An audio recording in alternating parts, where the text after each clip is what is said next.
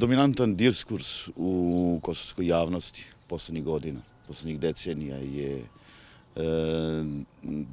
postojanje imaginarnog kosovskog kulturnog nasleđa, dakle ne srpskog, ne pravoslavnog. Šta to govori? To govori da nije dovoljno bilo albanskim ekstremistima da unište srpske crkve i manastire, već je potrebno u javnosti plasirati jednu tezu, jedan diskurs o tome da je to zapravo kosovsko kulturno nasleđe, da se u sećanjima, u svesti običnih ljudi izbriše sećanje na srpsko prisustvo na ovim prostorima.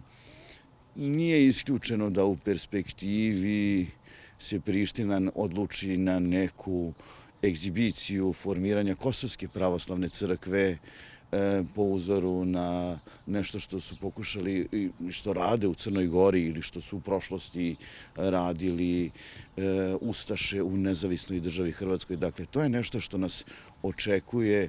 U albanskoj naučnoj javnosti je čak u istoriji dominantan jedan narativ da su Srbi u 12. veku okupirali područje Kosova i Metohije, današnje Kosova i Metohije, i da su na temeljima albanskih crkava i manastira gradili svoje crkve i manastire, pa je tako pre par godina Udruženje istoričara iz Visokih Dečana izašlo sa tom teorijom da su Visoki Dečani zapravo sagrađeni na temeljima albanskog hrama. U Novom Brdu je tadašnji premijer pre par godina Ramuš Haradinaj izjavio da je to drevni albanski grad Artana, konstruiše se širi se jedna konstrukcija, jedan diskurs o nekakvom drevnom istorijskom Kosovu. Dakle, sve su to stvari sa kojima smo se suočili, a u perspektivi možemo da nailazimo na daleko veće probleme.